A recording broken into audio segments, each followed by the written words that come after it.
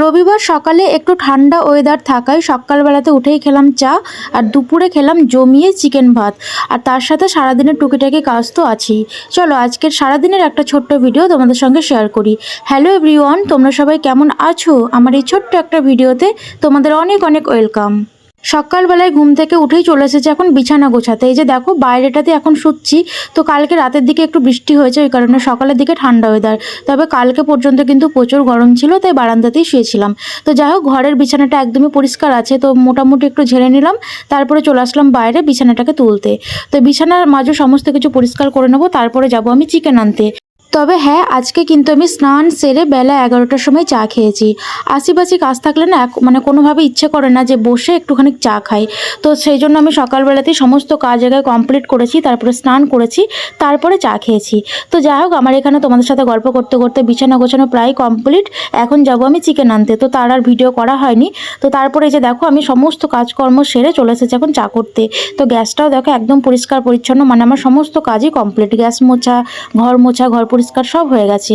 তো তারপর আমি একটু স্নানও করে নিয়েছি। তবে অবশ্য রান্না করার পরে কিন্তু আবারও একবার স্নান করব, তো সেটা পরের কথা। তো যাই হোক, এই যে দেখো এখন আমি রান্না বসিয়েছি বলতে একদিকে বসিয়েছি চা, আর একদিকে দুপুরে রান্নার জন্য সমস্ত জোগাড় করে রাখছি। তো দুপুরে আজকে বানাবো চিকেন আর ভাত, সেই কারণে আমি চাল ভিজিয়ে তারপর মাংস ধুয়ে মশলাপাতি সমস্ত কিছু রেডি করে সব কিছু রেখে দিয়েছি। তো চাটা খেয়ে দুপুরে রান্নার প্রস্তুতি নেব। তো যাই হোক, চলো তোমাদের সাথে গল্প করতে করতে আমি আমার চাটা আগে খেয়ে নিই। তবে হ্যাঁ, সকালবেলায় কিন্তু আমি কোনো রকম ব্রেকফাস্ট করি না, যেহেতু এখন খুবই গরম, তো একটু দেরি করি আর কি ঘুম থেকে ওঠা হয়।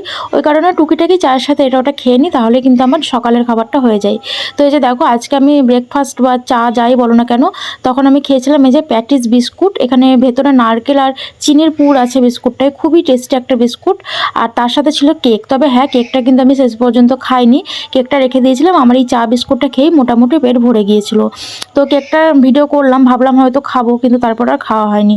তো যাই হোক, এখন শান্তি করে দুদণ্ড চাটা বসে খাবো, তারপর একটু ফোন ঘাঁটবো, তারপরে যাবো দুপুরে রান্না করতে।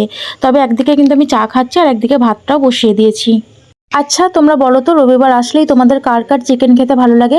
আমার তো শনিবারে যেহেতু নিরামিষ খাই, তাই রবিবার সকালবেলা হলেই খালি মনে হয় যে পাশের দোকান থেকে একটুখানি গিয়ে চিকেন নিয়ে আসি। তো যাই হোক, এই যে দেখো চিকেন রান্না আমি বসিয়েও দিয়েছি। চা খাওয়ার পরে কিছুটা রেস্ট নিয়েছি তারপরে। তো এখানে আমি অল্প 2-4 টুকরো আর কি আলু দিয়েছি, যেহেতু বাঙালি বুঝতেই পারছো, সব তরকারিতে আলু তো লাগবেই। তো যাই হোক, আমি এখানে লাল লাল ঝাল ঝাল করে চিকেন কষা করছি। চিকেনের ঝোল কিন্তু আমার একদমই পছন্দ না, তাই সবসময় আমি চিকেন কষা বা গ্রেভি জাতীয় তরকারিটাই আমি বেশি করি। তো যাই হোক, সব মিলিয়ে আজকের মতো ভিডিওটা এই পর্যন্ত। তোমাদের কেমন লাগলো অবশ্যই জানিও, ভালো লাগলে একটা লাইক করে দিও। পরবর্তী ভিডিওতে আবার দেখা হবে। আজকের মতো এই পর্যন্তই। সবাই ভালো থেকো, সুস্থ থেকো, টাটা।